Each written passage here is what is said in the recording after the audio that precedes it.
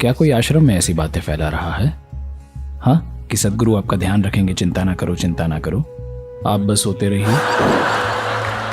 अगर आप भगवान से ओवर टाइम करवाते हैं तो वो भी एक दिन आप पर ऐसा निकालेंगे कि आपको हर चीज के लिए पछताना पड़ेगा। और ये मुझ पर भी लागू होता है। सौदेबाज लोग अलग तरह के होते हैं, भक्त अलग होते हैं। अगर आप में वैसी भागीदारी है तो कृपा के झरने बहेंगे, ना कि बूंद बूंद।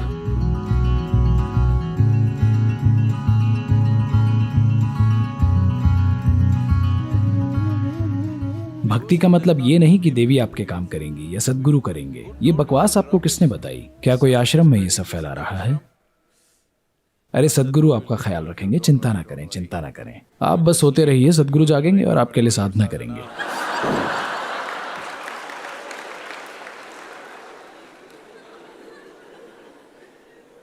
ऐसी बातों की वजह से ये देश, जो एक समय में आध्यात्मिक प्रक्रिया का एक जबरदस्त उदाहरण था, वो भाग्यवादी और खुद के खिलाफ हो गया है इस शिक्षा के कारण। चिंता ना करें, चिंता ना करें, भगवान आपका ख्याल रखेंगे। कुछ साल पहले कोई मॉरिशियस से आया था, लगभग 25-27 साल पहले। तो ये तमिल लोग हैं जो 3 पीढ़ी पहले वहां गए थे। ये वाली पीढ़ी कभी भारत नहीं आई थी। अब वे कोई उद्योग चला रहे हैं और वे बहुत अच्छा काम कर रहे हैं वगैरह। तो अब उन्होंने अपनी जड़ों का अनुभव करने के लिए तमिलनाडु आने का फैसला किया। आज भी वे अपनी ही तरह की तमिल बोलते हैं। तो वे चेन्नई आए और वहां से वे कुछ मंदिरों में गए और वे चेन्नई से कोयम्बटूर वापस जा रहे थे। तो वे यहाँ आए और स्वाभाविक रूप से हमें दिलचस्पी थी। आपको कैसा लगा? क्योंकि 3 पीढ़ियों के बाद आप वापस आ रहे हैं अपने पूर्वजों की धरती पर। कैसा लग रहा है? एक बात उन्होंने ये कही, ऐसा लगता है कि भारत में भगवान ओवर टाइम काम कर रहे हैं। What happened? क्यों, क्या हुआ? वे कहते हैं हम गाड़ी चला रहे हैं, बच्चे आकर पहियों के नीचे गिरना चाहते हैं पर किसी तरह वे बच जाते हैं। कोई ऐसे ही घुस जाता है, मरना चाहता है पर किसी तरह बच जाता है। तो जब इसे देखते हैं तो लगता है भगवान वाकई यहाँ ओवर टाइम काम करते होंगे।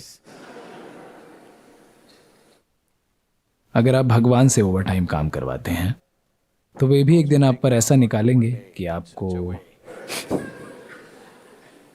हर चीज के लिए पछताना पड़ेगा। ये मुझ पर भी लागू होता है। तो भक्ति, इसका अर्थ है संपूर्ण भागीदारी, ना कि सदगुरु मैं आपका भक्त हूं, क्या आप मेरे लिए सब कुछ करेंगे? मैं क्यों करूंगा?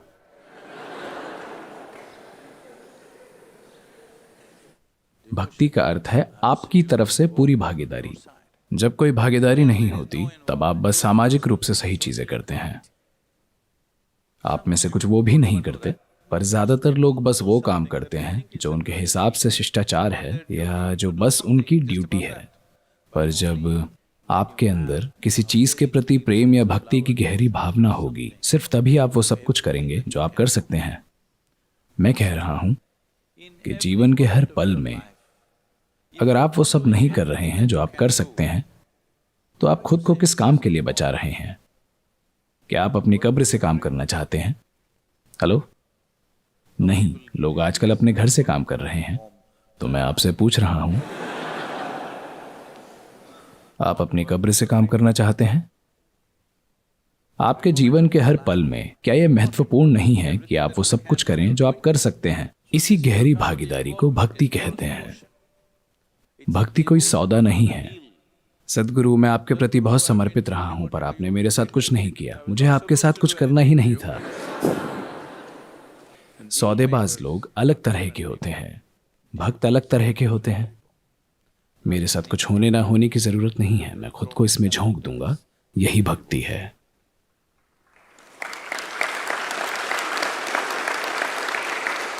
Just बस इस उम्मीद से आजादी मिलना कि मुझे क्या मिलना चाहिए, मुझे क्या मिलेगा। अगर आप बस इससे मुक्त हो जाएं तो आपका जीवन एक धन्य जीवन है। बस ये जान लें, अगर आप सिर्फ इस एक चीज से मुक्त हो जाएं, मुझे क्या मिलेगा, तो आपका जीवन बहुत ही धन्य जीवन है। हम ईशा में यही दिखाने की कोशिश कर रहे हैं कि हजारों लोग ऐसे ही पागलों की तरह काम कर रहे हैं। बाहर से वे वैसे दिखते हैं, पर वे शांत चैन से हैं। वे अपनी आंखें बंद करते हैं तो दुनिया गायब हो जाती है। हाँ, और उन्होंने अपने जीवन में बस एक चमत्कार ही हासिल किया है कि उनके दिमाग से मुझे क्या मिलेगा निकल गया है। आपको बस इतना ही करना है। भक्ति का अर्थ बस यही है। आप उम्मीद के दर्द से मुक्त हो गए हैं। कुछ भी हो जाए, मैं ठीक ही हूं।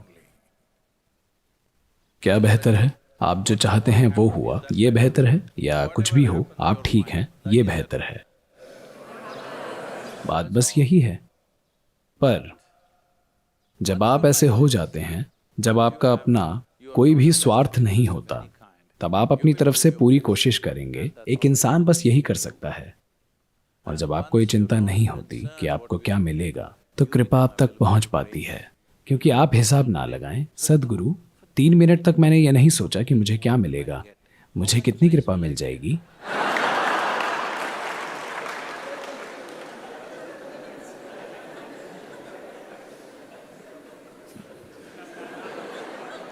वाकई 3 मिनट मैंने सोचा ही नहीं कि मुझे क्या मिलेगा। मैंने बस काम किया, मुझे कितनी कृपा मिल जाएगी। you belong to the marketplace, you don't belong to this life.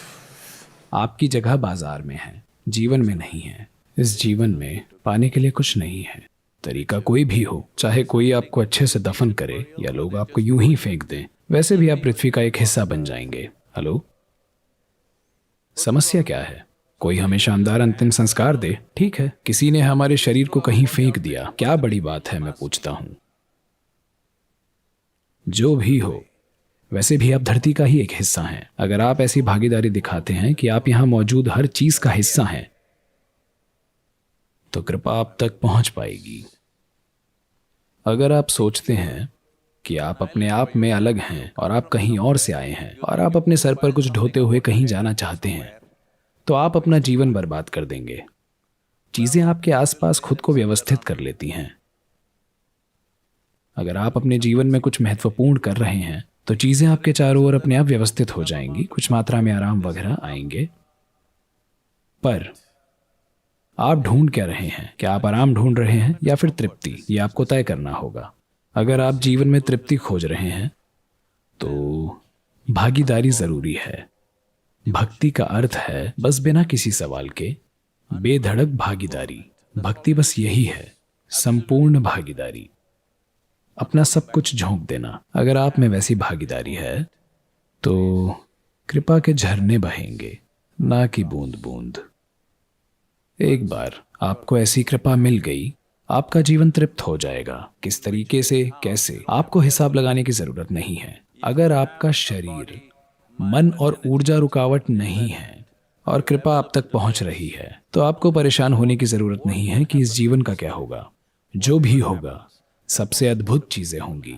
बस इतना ही है।